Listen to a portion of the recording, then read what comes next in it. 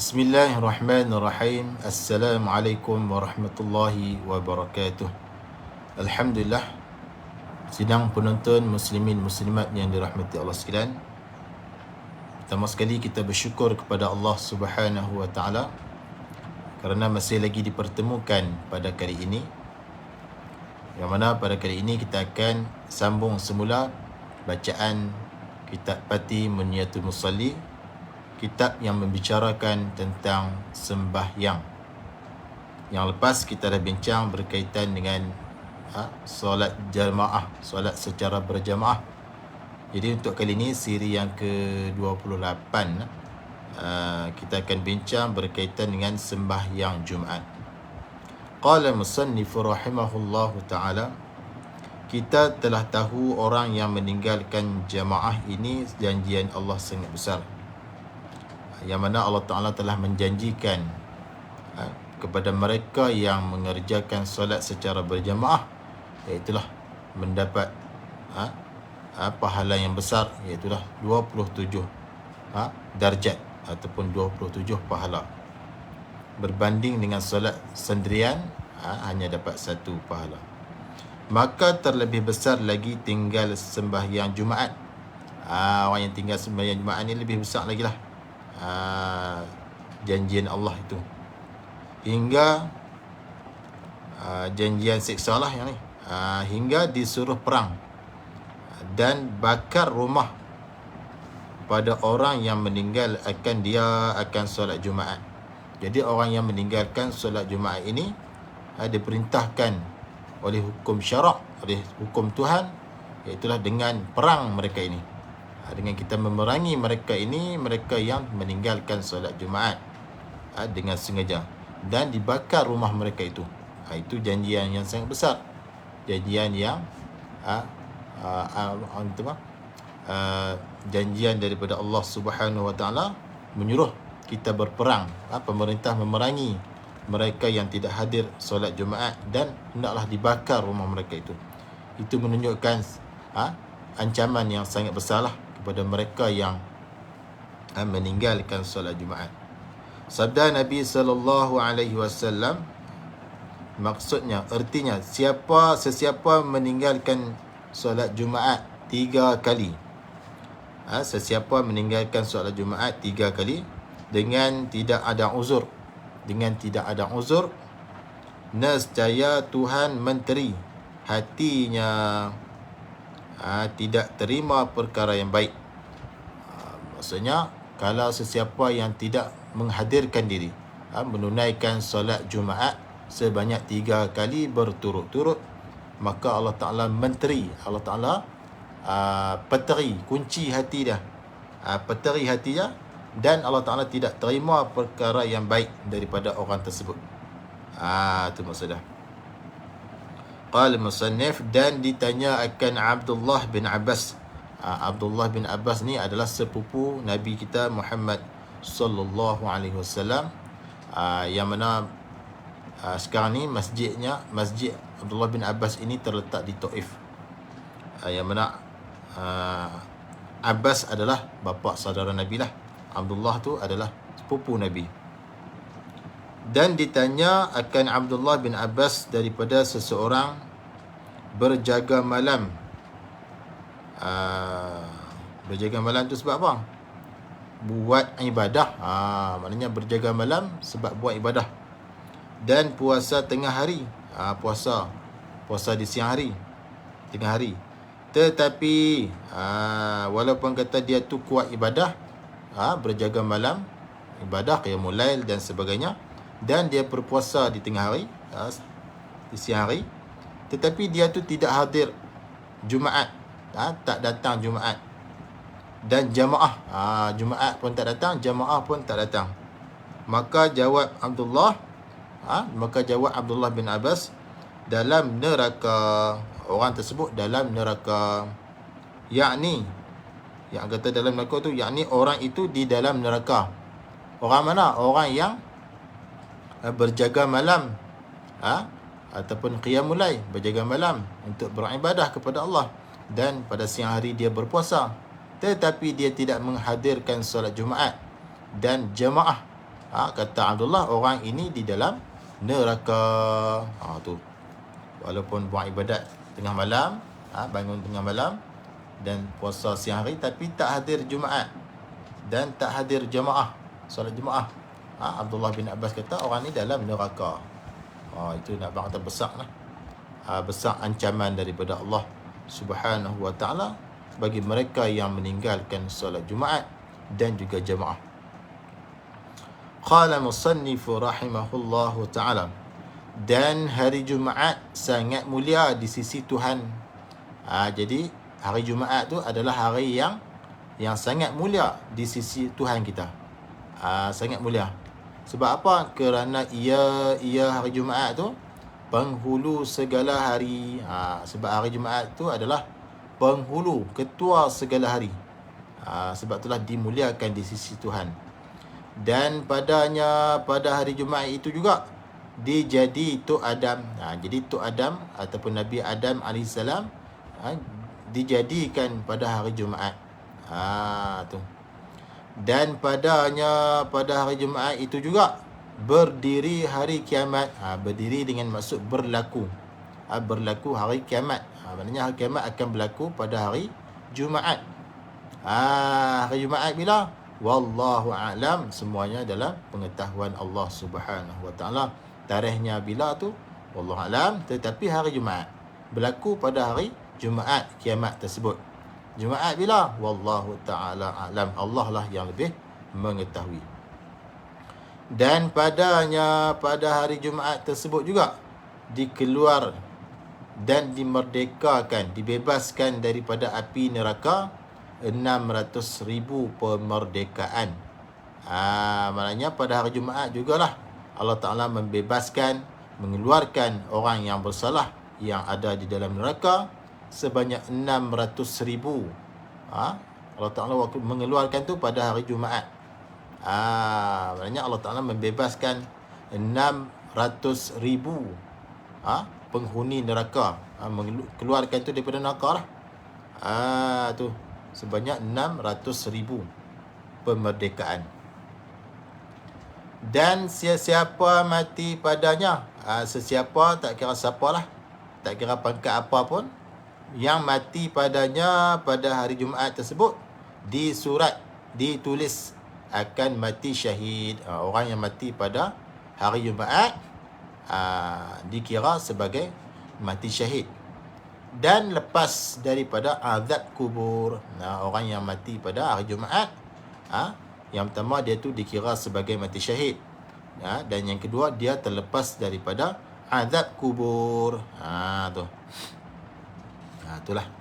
Sebab itulah hari Jumaat itu hari yang sangat dimuliakan oleh Allah Subhanahu wa ta'ala. Qala musannifu rahimahullahu ta'ala, dan pada hari Jumaat dan malam Jumaat. Malam Jumaat ni masuk masa mana? Iaitulah hari Khamis masuk maghrib tu dipanggil malam Jumaat. Maknanya hari Khamis tu masuk sembahyang maghrib, tenggelam matahari, iaitulah maghrib pada hari Khamis itu, yang tu dipanggil masuk dah malam Jumaat. Dan pada hari Jumaat dan malamnya malam Jumaat, iaitulah maghrib pada hari Khamis tu, hendaklah banyak solawat di atas Nabi Muhammad sallallahu alaihi wasallam. Jadi kita ni disunatkan, dituntut, apabila masuk saja malam Jumaat, maka dan juga hari Jumaat, maka kita ni disunatkan membanyakkan solawat kita ke atas Nabi Muhammad sallallahu alaihi wasallam. Dan baca surah Al-Kahfi.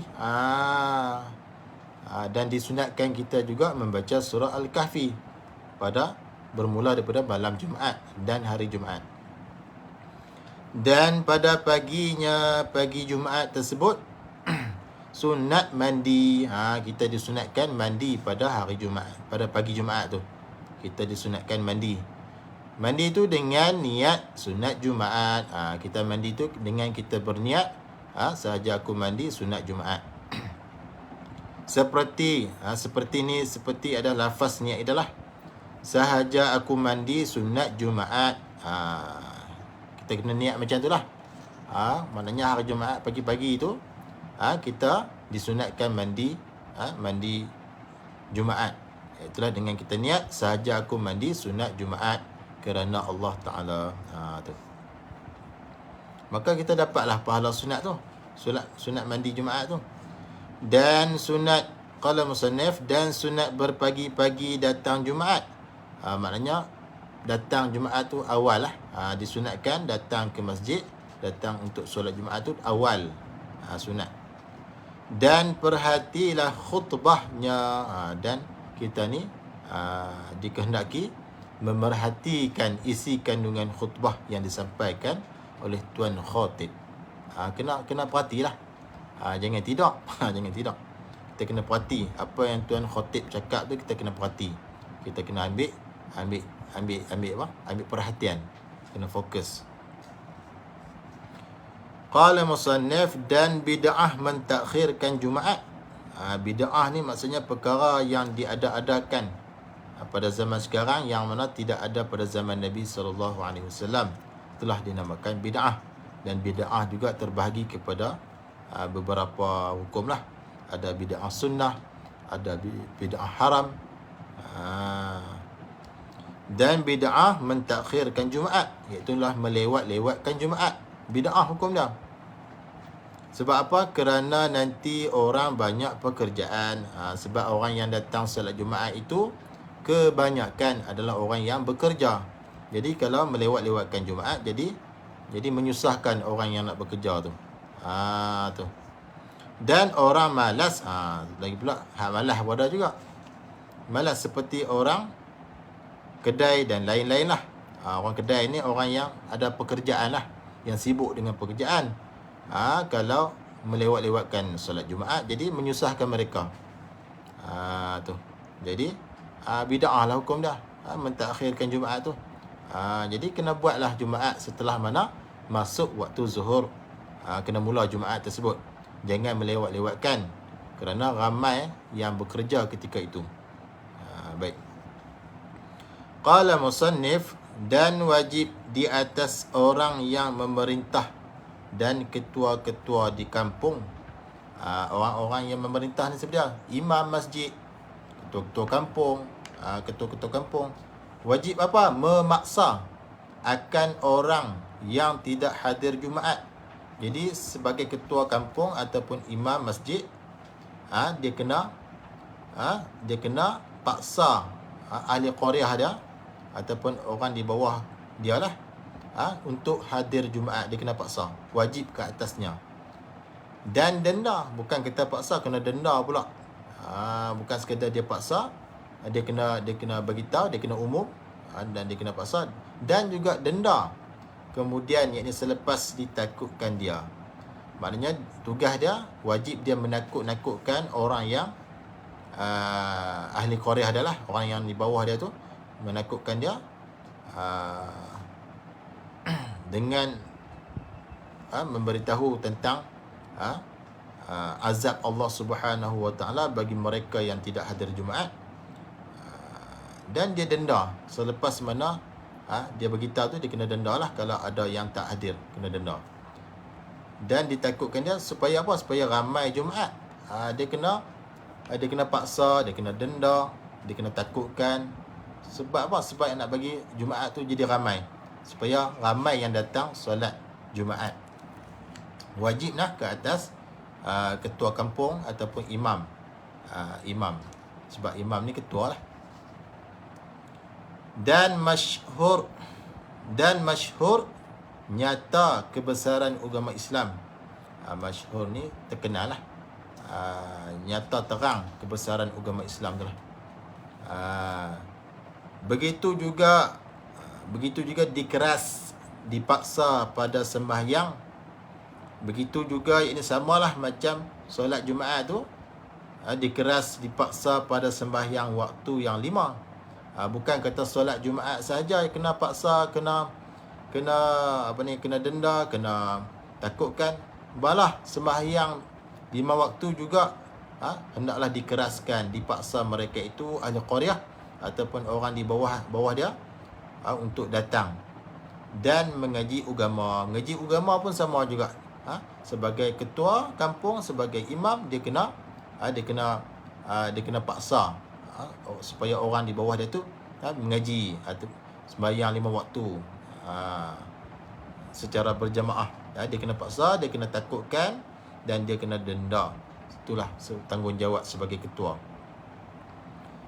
Qala musannif, dan kalau pemerintah dan ketua-ketua tidak hirau, kalau dia tu sebagai ketua, imam, ketua kampung, dia tak hirau, dia buat tak tahu saja kepada tanggungjawab dia untuk memaksa, untuk menakutkan ahli qaryah, untuk memaksa, untuk denda dan sebagainya, dan tidak paksa, dia tak hirau. Dia ketua, dia sebagai ketua, dia tak hirau dan dia tak paksa, maka dosa orang ramai itu tertanggung di atas ketua. Sebab itulah berat. Jadi ketua ni berat tanggungjawab dia. Kalau dia tu tak melaksanakan tanggungjawab dia, amanah dia, maka dia akan tanggung dosa orang-orang yang di bawah dia tu. Kalau mereka tak mengaji, dia tanggung dosa. Kalau mereka tak sembahyang, dialah tanggung dosa. Jadi berat. Orang jadi ketua ni berat sangatlah. Jadi dia sebagai ketua, dia kena paksa orang bawahan dia, dia kena denda, dia kena paksa, dia kena takutkan mereka itu. Sebab apa?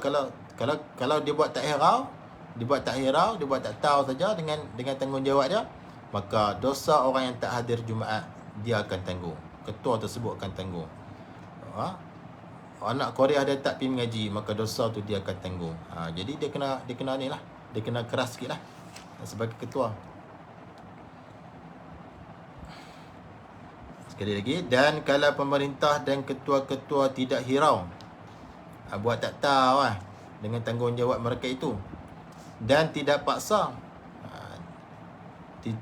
orang bawahan dia, maka dosa orang ramai itu tertanggung di atas ketua dan pemerintah itu. Serupa dosa mereka itulah. Mereka tu pun dosa lah, tak main Jumaat. Dan dosa yang serupa juga imam akan tanggung. Seperti serupa dosa mereka itu kerja seperti tersebut pada hadis. Jadi yang ni adalah seperti yang tersebut pada hadis Nabi SAW. Maknanya berat lah. Jadi ketua ni berat. Kena laksanakan tanggungjawab, kena paksa orang di bawah mereka itu untuk hadir solat Jumaat, untuk hadir solat jamaah di masjid, untuk pergi belajar, hadir untuk belajar agama dan sebagainya. Itu adalah tanggungjawab bagi ketua-ketua kampung ataupun imam ataupun pemerintah. Kalau mereka buat tak peduli, mereka tak hiraukan, maka dosalah mereka itu. Mereka akan tanggung dosa orang di bawah. Sebaliknya kalau mereka itu pemerintah dan ketua-ketua paksa dan mengkeras di atas orang di bawah dia lah, ataupun ahli qaryah dia mengkeras, dia paksa, maka pahala ibadah yang rakyatnya, yang ahli qaryahnya, yang orang bawahannya beramal, dapat kepada mereka itu serupa pahala yang dapat oleh rakyatnya itu.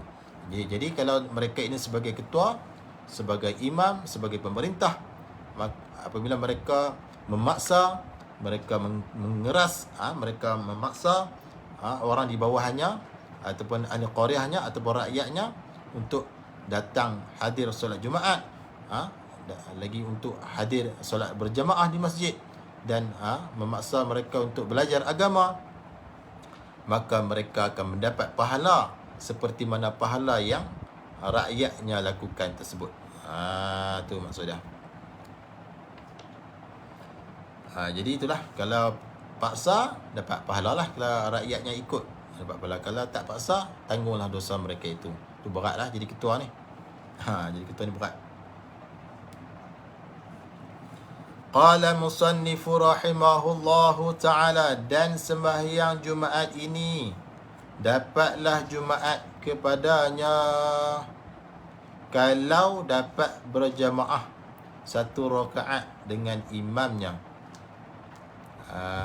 Kalau maknanya Yang dikira Jumaat itu kalau kita dapat satu rakaat bersama dengan imam, maka dikira dapatlah Jumaat tersebut. Itu syarat dia. Syarat dia nak dapat Jumaat itu mestilah dapat satu rakaat. Contohnya kita datang lewatlah ke masjid, orang dah sembahyang dah Jumaat satu rakaat, dan orang dah imam dah bangkit dah pada rakaat yang kedua, dan kita sempat mendapat rakaat yang kedua, maka kita tu dikira dapat Jumaat.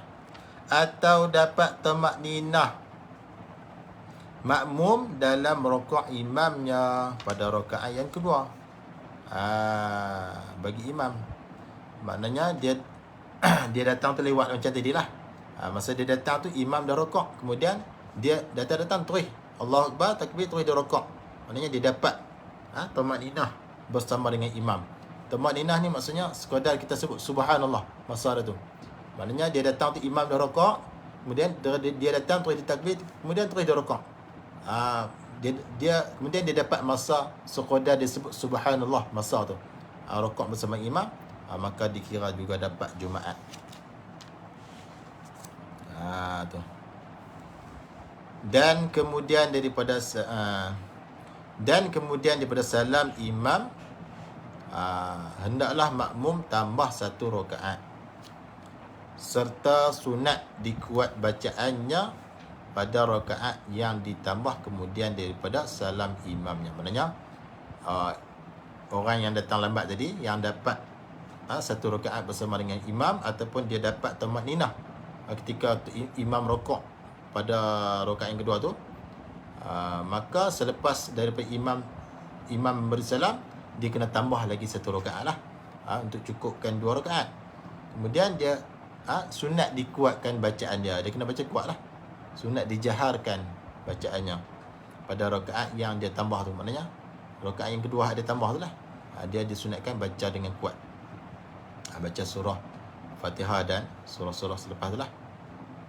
Tu sunat. Qala musannifu rahimahullahu ta'ala, adapun kalau dapat makmum mengikut imam, dapat tu dalam rakaat pada rakaat yang kedua bagi imam, serta tidak dapat tamakninah. Ni masalah lain. Dia main lambat macam tadilah. Main imam dah rakaat, kemudian elok dia takbir gaya nak rakaat, imam dah bangun dah. Ataupun masa dia datang tu imam rakaat dah, kemudian dia datang dia takbir Allahu Akbar, dia rakaat, lepas tu imam bangun. Maksudnya dia tak sempat mendapat qadar tamakninah bersama dengan rakaat imam tu. Maknanya dia tak dapat qadar subhanallah tu masa dia. Ketika imam rakaat tu dia tak dapat masa tu. Atau ni litakhir, pilih. Atau dapat dalam iktidal hingga ke belakang. Maknanya ataupun dia main lambat, imam rakaat dah, elok dia sampai imam pun iktidal dah, dia tak sempat nak rakaat, kemudian dia takbir. Maknanya dia dapat imam tu ketika iktidal dah, hingga ke belakang lah, hingga selepas daripada tu lah. Maka Jumaatnya tidak dapat. Orang macam ni tak dapat Jumaat. Sebab apa? Sebab dia datang lambat, kemudian yang pertama dia tak dapat tamakninah berserta dengan imam ketika rakaat tu. Sekadar subhanallah tu dia tak dapat. Dan dia dapat imam tu ketika iktidal dah. Imam tu dah bangun dah iktidal, dia dapat masa tu. Jadi orang macam ni tak dapat Jumaat. Tak dapat Jumaat. Dan wajib ditambah 4 rakaat sebagai sembahyang zuhur, serta dikohorkan bacaannya. Dikohor ni maksudnya dipelankan bacaannya. Orang macam ni dia tak kira dapat Jumaat lah. Orang yang tak sempat tamakninah bersama dengan imam ketika rakaat imam pada rakaat yang kedua, dan dia hanya dapat imam tu ketika iktidal sahaja, orang ni dikira tidak dapat Jumaat. Dan selepas imam bagi salam, dia wajib kena tambah 4 rakaat sebagai sembahyang zuhur, serta bacaannya hendaklah diperlahankan. Sebab zuhur kena pelan. Kalau Jumaat boleh baca kuat, disunatkan baca kuat. Tapi yang ni, kes yang kedua ni, dia tak dapat Jumaat, maka dia kena perlahankan bacaannya. Seperti biasalah, seperti sembahyang zuhur biasa. dan dia kena tambah 4 rakaat lah. Sebab dia tak dapat tamakninah berserta dengan imam ketika rukuk pada rakaat yang kedua, dan dia hanya dapat imam tu ketika i'tidal sahaja. Tu. Jadi dia tak dapat ada Jumaat tu. Dikira zuhur lah, dia kena tambah 4 rakaat. Bersalahan jamaah lain. Bersalahan solat jemaah yang lain lah daripada Jumaat. Kalau solat jemaah yang lain daripada Jumaat, maka dapatlah jemaah itu. Kalau sembahyang jemaah lain daripada sembahyang Jumaat, maka jemaah tu dapatlah dengan dapat takbiratul ihram, dengan syarat dah dapat takbiratul ihram makmum tu sebelum salam imamnya. Tu syarat nak dapat sembahyang jemaah lain daripada Jumaat lah. Syarat dia dapat takbiratul ihram sebelum imam bagi salam. Yang tu dia kena dapat sembahyang jemaah. Cuma dia kena tambahlah rakaat yang tak cukup tu. Dan kalau tidak dapat duduk berserta imam sekalipun, syarat dia takbiratul ihram sebelum imam bagi salam, walaupun dia tak sempat nak duduk bersama dengan imam. Itu syarat dia, takbiratul ihram sebelum imam bagi salam. Itu solat jemaah yang lain lah daripada Jumaat. Jumaat lain, cerita lain. Kalau sembahyang jemaah cerita lain pula. Tu. Dan sekurang-kurang jamaah Jumaat itu, sekurang-kurang nak dikatakan Jumaat tu, nak jadi Jumaat tu adalah 40 orang. Dia kena 40 orang yang berakal. Maknanya yang ada akal, sihat akal dah. Berakal, bukan orang gila lah. Kalau ada 39 yang berakal, seorang tu gila, dia tak panggil cukup. Dia kena cukup 40 orang yang akal, yang berakal. Lagi sampai umurnya, dah sampai umur dah baligh dah. 40 orang tu dah baligh dah. Lagi merdeka, 40 orang tu pun merdeka, bukan hamba lah. Lagi orang berniat tetap di tempat Jumaat itu. Lagi pula orang yang 40 orang tu adalah orang yang bermustautin. Orang yang bermustautin ni adalah orang yang tinggal tetap di kawasan Jumaat tu. Orang yang ataupun penduduk tetap, dipanggil mustautin. Dia kena mustautin. Syarat nak jadi Jumaat ni adalah orang yang mustautin, orang yang tinggal tetap di situ. Orang kampung tu lah, orang situ lah, orang taman tu, orang kampung tu, dia tinggal tetap di situ. Yang kata 40 orang tadi tu. Lagi sah sembahyang dirinya. Lagi pula sembahyang untuk diri dia tu sah lah. Jangan dah 40 orang tu, yang seorang tu sembahyang diri dia sendiri pun tak sah, maka tak boleh dikira Jumaat. Sebab dia nak 40 orang. 40 orang ke atas lah. Kalau 40 ke bawah tak boleh. Qala musannaf, dan kalau ada dalam 40 orang yang tentu tidak sah sembahyang dirinya. Kalau ada dalam 40 orang tadi tu yang tidak sah sembahyang diri dah, dengan salah bacaannya yang wajib, yang berubah maknanya. Dalam 40 orang tu ada seorang, maknanya 39 tu okey. Ada seorang tu saja, dia sembahyang diri dia pun tak sah. Dia baca Fatihah pun tak betul. Fatihah tu wajib, rukun sembahyang, dia baca salah, sehingga berubah maknanya. Dia tukar huruf, dia tukar baris pada surah Al-Fatihah tu. Serta main-main pada belajarnya. Dia bukan tak belajar, dia belajar tapi dia main-main. Saat dia pi, saat dia tak pi mengaji, saat dia pi, dia main-main lah. Bila disebabkan dia main-main dalam belajar, maka bacaan dia yang wajib tu salah. Dia tukar huruf, dia tukar baris dan sebagainya. Nescaya tidak boleh dibilang orang itu daripada 40. Jadi orang seorang tadi ni, dia tak boleh dibilangkan 40. Walaupun ada 40 orang, tapi yang seorang ni dia bacaan dia salah.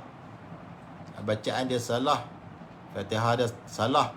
Dia telah melakukan kesalahan yang besar, menukar huruf, menukar baris dan sebagainya, yang boleh berubah makna. Dan dia main-main dalam belajar, dia main-main. Saat dia pi, saat dia tak pi, dia main-main lah. Jadi orang yang seorang ini tak dikira 40 orang juga, walaupun dia termasuk dia. Sebab dia sembahyang diri dia pun tak sah. Itu maksud dia. Yang kata nak dikira 40 orang tu mestilah sembahyang diri dia pun sah. Maksudnya bacaan dia cantik, Fatihah dia betul, tak salah. Itu maksud dia. Adapun orang Adapun orang yang tidak molek bacaannya, tak cantik bacaannya tetapi telah kena, maknanya dia bacaan dia tak molek dari segi, mungkin dari segi panjang pendek tu tak cukup, dengung tak cukup panjang dan sebagainya, tapi sebutan dia semua betul, makhraj dia betul, baris dia betul, semua betul. Cuma panjang pendek tu tak cukup. Panjang 6 dia baca 5, 2 dia baca 3 dan sebagainya. Maka orang ini, orang yang tidak molek bacaannya tapi kena, maka orang ini sah sembahyang dirinya. Dia tu dikira sah lah sembahyang diri dah, dan boleh dibilang Jumaat dengannya. Maka dia tu termasuk sekali lah 40 orang tadi. Kalau bacaan dia tak molek tapi betul, baca betul walaupun tak molek. Tak molek tu maksudnya dari segi panjang tak cukup, dengung tak cukup, qadar panjang tu tak cukup. Baik, yang tu dikiralah Jumaat. Qala musannif rahimahullah ta'ala, peringatan, tidak wajib kita periksa tiap-tiap orang kalau hendak buat Jumaat. Kalau nak buat sembahyang Jumaat, kita ni tak wajib lah periksa seorang-seorang. So test bacaan mereka dulu, tak wajib. Ini dah seorang-seorang beratok nak masuk masjid tu, dekat pintu tu kena cek seorang-seorang bacaan mereka. Tak wajib pun. Bahkan disangka baik kepadanya saja. Bahkan kita kena sangka baik lah. Kita kena sangka mereka ni semua boleh dah ni kan. Kita kena sangka mereka ni dah okey dah Fatihah mereka itu. Tak payah duk cek dah seorang-seorang. Tak wajib pun. Qala musannif, dan apabila telah sah Jumaat seseorang, tidak disuruh diiringi dengan zuhur. Apabila sembahyang seseorang itu dah sah, kemudian tidak disuruh diiringi dengan zuhur. Kerana apa? Kerana Jumaat tu ganti zuhur. Kalau dah sembahyang Jumaat dah sah dah, jadi tak payahlah ganti dengan zuhur. Tak payahlah buat zuhur dah Jumaat buat dah kan. Ini dah Jumaat pun buat, zuhur buat, tak kena lah macam tu. Dah buat Jumaat dah, zuhur tak payah buat lah, sebab Jumaat itu ganti kepada zuhur. Walaupun Jumaat itu buat pada waktu zuhur. Jadi Jumaat tu ganti kepada zuhur. Maknanya bila kita dah sah dah buat Jumaat tu, zuhur tak payah buat lah, sebab Jumaat tu ganti zuhur. Maka haram mengerja dua fardu pada satu waktu. Haram lah hukum dia kalau dah buat Jumaat dah sah dah, tapi kemudian buat pula zuhur. Jadi hukum dia haram buat dua fardu pada satu waktu. Qala musannifu rahimahullahu ta'ala, dan harus berbilang Jumaat pada satu tempat kampung atau negeri. Maknanya dibolehkan buat dua Jumaat. Maknanya 40. Harus dibolehkan berbilang Jumaat. Berbilang maknanya dua ke atas lah. Boleh buat Jumaat lebih daripada satu. Harus hukum dia. Pada satu kampung ataupun negeri. Syarat dia kalau penuh. Dia kena ada syarat dah. Syarat dia kalau penuh bersesak pada satu Jumaat. Maknanya kalau satu Jumaat tu dah sesak, penuh sangat, sampai tak celui masjid dan sebagainya, masjid kecil, diharuskan buat satu Jumaat lagi. Maknanya kena himpun lagi 40 orang lah. Yang ni dah penuh dah, cukup dah satu masjid ni dan tak celui dah. Boleh diharuskan buat lagi satu Jumaat pada tempat yang lain lah. Satu kampung, satu negeri, boleh buat dua Jumaat, diharuskan. Tapi dia dengan syarat masjid yang pertama tu dah penuh, sesak sangat dah, sampai tak celui sangat dah, boleh buat dua Jumaat. Tetapi dia ada syarat dia lagi. Tetapi pada Jumaat yang terbelakang, maknanya Jumaat yang kedua lah, atau bersamaan, ataupun sunat, ataupun Jumaat yang bersamaan dengan Jumaat yang pertama tadi tu, masjid yang pertama tadi, ataupun Jumaat yang kedua tu dia terkebelakang sikit, sunat diiringi zuhur. Sunat bukan wajib. Maknanya walaupun kata diharuskan berbilang Jumaat, buat dua Jumaat pada satu tempat, satu kampung, satu negeri, tetapi disunatkan bagi Jumaat yang kedua tu, yang baru buat tu, sunat diiringi dengan zuhur. Sebab apa? Kerana memelihara khilaf. Nak jaga khilaf. Sunat saja pada Jumaat yang kedua yang baru buat tu, sunat diiringi dengan zuhur kerana nak jaga khilaf, nak pelihara khilaf ulama. Qaul yang mengatakan tidak mengharuskan berbilang dan berbilang Jumaat. Sebab ada juga qaul, ada juga pendapat yang kata tidak boleh berbilang Jumaat. Jadi dan ada juga qaul yang kata boleh berbilang Jumaat. Jadi kalau kita pegang pada qaul yang mengharuskan berbilang Jumaat, maka Jumaat yang kedua tu yang baru diadakan tu, maka sunat diiringi dengan zuhur selepas mana Jumaat nanti, kerana nak jaga khilaf, nak jaga khilaf ulama. Sebab ada juga qaul yang tidak mengharuskan, tidak membolehkan berbilang Jumaat. Dan Jumaat yang jatuh dahulu haram mengiringi zuhur. Jumaat yang buat dulu, maknanya masjid yang pertama tu lah, yang buat dulu tu, mereka itu haram mengiringi zuhur. Mereka tak boleh lah selepas sembahyang Jumaat terus lepas tu buat zuhur pula. Mereka tak boleh, haram. Tapi kalau sembahyang Jumaat, kalau Jumaat yang kedua tu, masjid yang kedua tu, mereka disunatkan mengiringi zuhur. Sebab apa? Nak jaga khilaf tadi. Sebab ada qaul yang mengharuskan berbilang Jumaat dan ada qaul yang tidak mengharuskan berbilang Jumaat. Itu maksudnya. Dan Jumaat yang jatuh dahulu, yang pertama lah, yang buat Jumaat yang pertama tu, haram mengiringi zuhur. Sebab apa haram? Kerana Jumaat ini telah sah. Kerana Jumaat yang pertama tu, kerana Jumaat tu dah sah dah dengan ittifaq ulama, dengan muafakat ulama. Ulama bersepakat dah, kata sah dah. Sebab tu haram iring dengan zuhur. Berbeza dengan Jumaat yang kedua tu, yang buat pada satu negeri atau satu kampung tu, mereka disunatkan mengiringi zuhur pula selepas daripada solat Jumaat, sebab nak jaga khilaf. Sebab ada juga qaul yang tidak mengharuskan berbilang Jumaat. Itu maksudnya.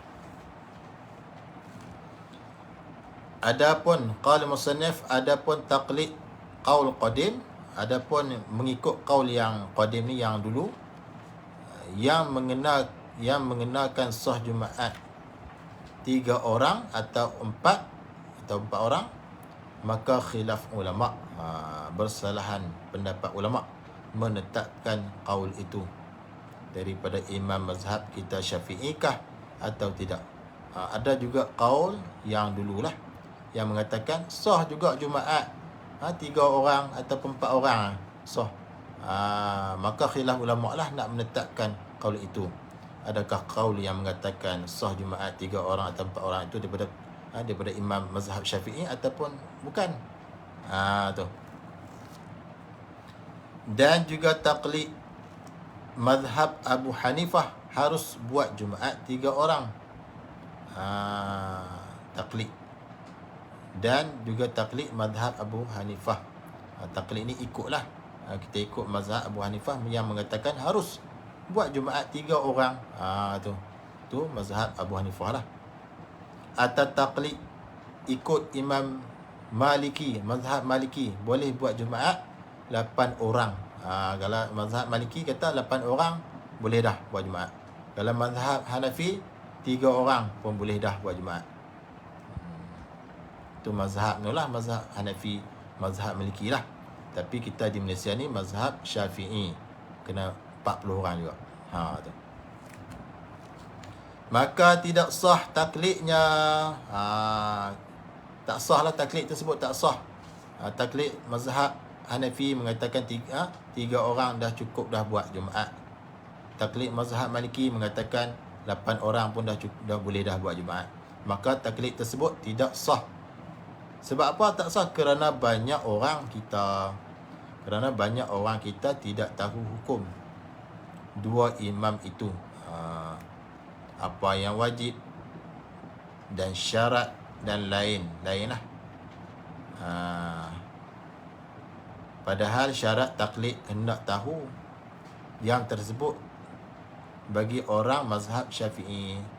Jadi taklid tersebut tak sah sebab banyak orang mazhab Syafi'i ni tak tahu hukum hukum pada mazhab Hanafi dan mazhab Maliki. Mereka tak tahu. Dia tak boleh taklid buta-buta macam tu. Dia kena tahu dulu selok belok berkaitan dengan mazhab tersebut yang kita nak ikut tu. Itu maksudnya. Kalau kita tak tahu, maka taklid tersebut tidak sah.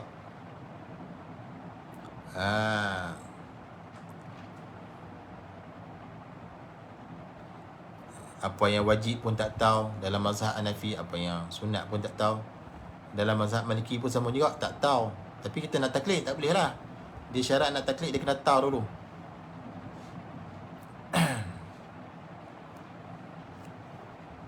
Padahal syarat taklid, syarat nak taklid itu hendaklah tahu yang tersebut.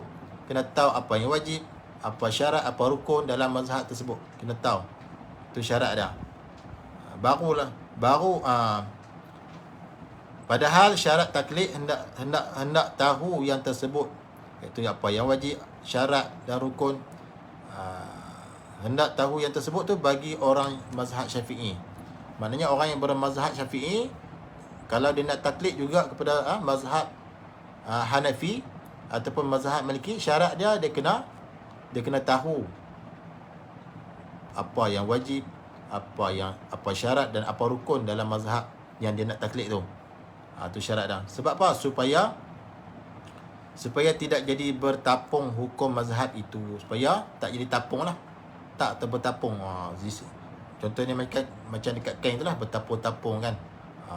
Ada mazhab Syafi'i pun ada, ni mazhab Maliki pun ada, mazhab Hanafi pun ada. Jadi bertapung banyak sangat. Secuping hukum mazhab ini, mazhab Syafi'i, secuping dan hukum mazhab itu secuping, hukum mazhab itu secuping. Maknanya setopok tu, setapung tu, tahu setapung? Setapung tu mazhab Maliki, setapung lagi mazhab Hanafi, lagi setapung mazhab ini, mazhab Syafi'i. Jadi tak boleh. Tak boleh macam tu. Dia kena nak ikut satu-satu mazhab tu, kita kena tahu dulu ilmu berkaitan mazhab tersebut. Itu syarat dah. Ni kadang nak ikut saja, tak tahu hukum selek belok, tak boleh, tak sah. Ikutan tersebut tak sah. Dan telah berkata qaul qadim, pendapat yang lama dulu lah, bagi Syafi'i. Pendapat yang lama, pendapat ulama yang dulu, bagi Syafi'i, bagi mazhab Syafi'i, harus buat Jumaat. Dibolehkan buat Jumaat kurang daripada 40 orang. Kalau penduduk kampung itu kurang daripadanya. Maknanya kalau penduduk kampung tu ada kurang daripada 40 orang, pendapat qaul qadim, qaul yang terdapat pada mazhab Syafi'i juga, mengatakan harus buat Jumaat walaupun tak cukup 40 orang. Tu. Tapi dengan syarat penduduk tersebut kurang daripada 40 lah. Kalau penduduk tu ada 40, tak boleh lah. Dia kena 40 jugalah. Tapi kalau penduduk satu tempat tu kurang daripada 40, dia kena buat, dia diharuskan buat Jumaat juga walaupun tak cukup 40 orang. Itu maksudnya. Qala musannifu rahimahullah ta'ala, dan kalau dalam kampung itu banyak jahil orangnya dan tentu tidak kena bacaan yang wajib seperti surah Al-Fatihah, tasyahud, dan banyak tidak tahu hukum sembahyangnya dan lain-lain, maka wajib di atas orang pemerintah dan ketua kampung ini paksa dengan belajar, dan wajib di atas yang tahu qadar pandainya mengajar, dan wajib atas yang tidak tahu itu belajar hukum-hukum agama ini. Dan kalau paksa itu dengan keras dan perang sekalipun, tetap kena paksa, tetap kena suruh. Suruh apa? Suruh belajar bagi mereka yang jahil itu. Kerana orang itu pada hukum syarak nama orang yang tinggal sembahyang, walau mereka itu yang jahil-jahil tadi ni sembahyang sekalipun. Dari segi hukum syarak, mereka ni tinggal sembahyang juga. Sebab apa? Sebab mereka tu sembahyang dalam keadaan mereka tak erti. Baca Fatihah pun tak betul, baca tasyahud pun tak betul. Maka wajib ke atas pemerintah, imam ataupun ketua-ketua kampung paksa dengan belajar, paksa ahli Korea ataupun orang di bawah dia supaya belajar. Sebab mereka tu jahil, kena paksa. Mereka itu Fatihah tu pun tak betul baca, tasyahud pun tak betul. Maka wajib bagi imam-imam, pemerintah, ketua kampung memaksa orang di bawah dia ataupun ahli Korea dia supaya belajar. Dan wajib pula bagi orang yang tahu sekadar pandai dia tu, wajib mereka itu mengajar sekadar yang mereka tahu, dan wajib pula kepada mereka yang jahil tadi tu belajar agama. Dan paksa tadi tu dengan keras, dengan keras, kena paksa tu secara keras, dan perang sekalipun, kena perang, walaupun dengan berperang sekalipun kena paksa mereka itu. Sebab mereka itu jahil, sehingga kan bacaan surah Fatihah pun salah, tasyahud pun tak betul bacaan dia. Dan pada hukum syarak, mereka ini, golongan yang jahil, yang baca Fatihah tak betul, tasyahud tak betul, pada hukum syarak mereka ini meninggalkan sembahyang juga, walaupun mereka itu sembahyang. Zuhir nampak sembahyang, tapi dari segi hukum syarak mereka ni juga meninggalkan sembahyang. Sebab apa? Sebab mereka sembahyang dalam keadaan jahil. Tu. Baik, jadi sekadar itu dulu bacaan kitab ini berkaitan dengan hukum sembahyang Jumaat. InsyaAllah, mudah-mudahan bermanfaat untuk semua, insyaAllah. Mudah-mudahan kita dapat bertemu lagi pada kali yang lain, insyaAllah. Jadi sekadar itu dulu yang baik daripada Allah Subhanahu wa taala, yang kurang dan yang lemah daripada kelemahan diri saya sendiri. Aqulu qawli hadha wa astaghfirullahal azim li wa lakum. Wassalamualaikum warahmatullahi wabarakatuh.